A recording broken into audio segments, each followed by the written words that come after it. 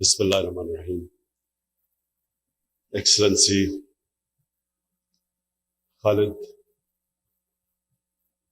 my friend, Minister of Investment, someone who I've always had great love and respect for because of the way you have treated Pakistanis throughout. You will always, I will always hold you in very high regard. Members of Pakistani business community and especially the Saudi business community, let me first say one thing.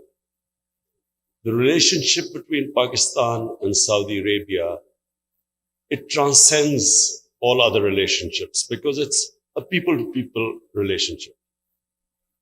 It's a relationship where whichever government comes in Pakistan or goes, every government will always want to have this special tie with Saudi Arabia. And it's for two reasons. One, of course, because of the two holy mosques.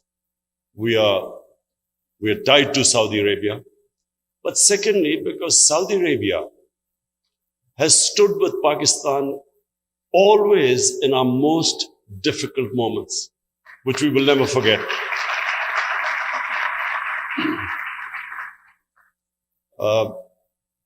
Excellency, human beings, we are made such that we don't remember our friends who stood with us in our good times, but we always remember those friends who are there when you need them most, when it is your bad times. So therefore, I can assure Saudi Arabia that whenever there is any security threat to Saudi Arabia,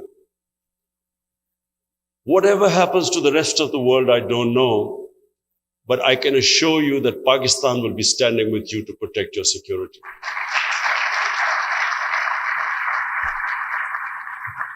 I've been coming to Saudi Arabia for 30 years, and I've seen it change under the leadership, the dynamic leadership of the Crown Prince. I've seen the difference. He's someone who has passion. He has passion for change, for the future of Saudi Arabia. And I see that. Pakistan is also changing. As our finance minister just mentioned, in 60s, Pakistan was the fastest growing country in Asia. Pakistan was the country that was getting industrialized the fastest. We had institutions which were stronger than institutions in all of Asia. Just to give you an example, our airline, PIA, was one of the best airlines in the world. It created about 5-6 airlines. So we had strong institutions. Our growth was going in the right direction. And unfortunately, as happens in the history of countries, countries do lose their way. We lost our way. A nationalization that stunted our growth. And now we are back on that path. This is a country now which is opening itself for business. We are incentivizing our industry. We are now exploring the full potential of our country. A country which is, as mentioned, 220 million people, but the majority of the people, the population of Pakistan is under the age of 30.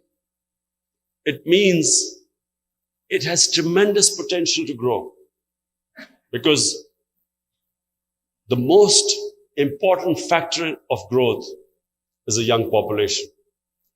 Then is the strategic location of Pakistan. We have two of the biggest markets in the world neighboring us. We have, through Afghanistan, the whole Central Asian markets, plus route to further northwest to Europe.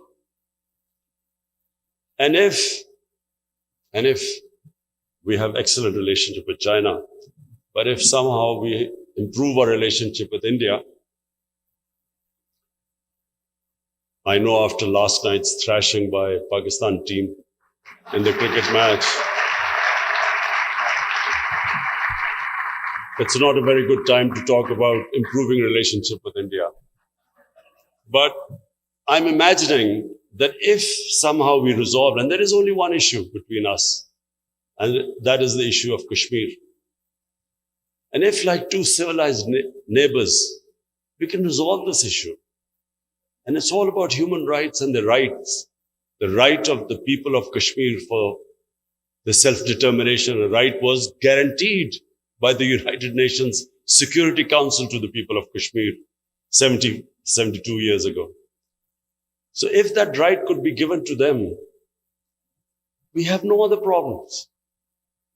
The two countries can live as civilized neighbors, but more, just imagine the potential.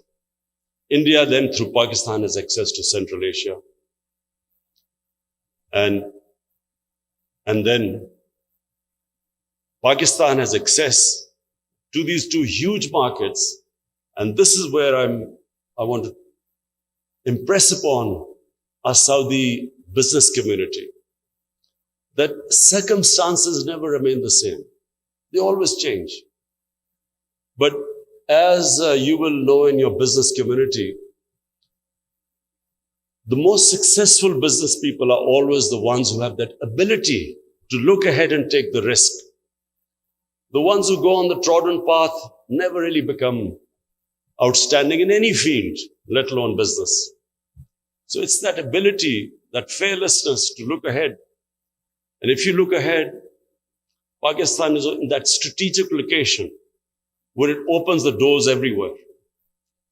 And what more would we want than our Saudi brothers to benefit from Pakistan's location and the potential the country affords.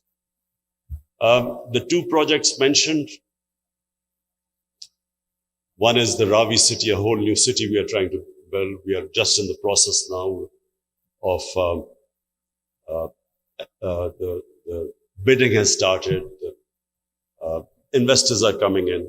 But this is a great time to enter into the Ravi city project, which is a new city. And then the central business district, which is again in the middle of Lahore. And Lahore, by the way, has a population now almost of 15 million people. So it is ripe for investment in both these projects. There's another project which later on our Minister of Energy will be speaking to Aqua Power. And this is a very interesting project, which is we have almost 300,000 acres of land, which is fertile land, but because it doesn't have water at the moment, it's lying uncultivated. So we have 300,000 acres of land, but it's next to the River Indus. So the water is available. All we need is that we need energy to lift that water in a canal, and then this whole area becomes cultivable.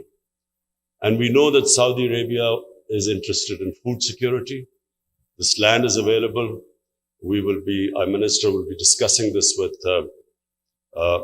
both the agriculture side and the aqua power side. And I think this has immense opportunities for both. Both will benefit.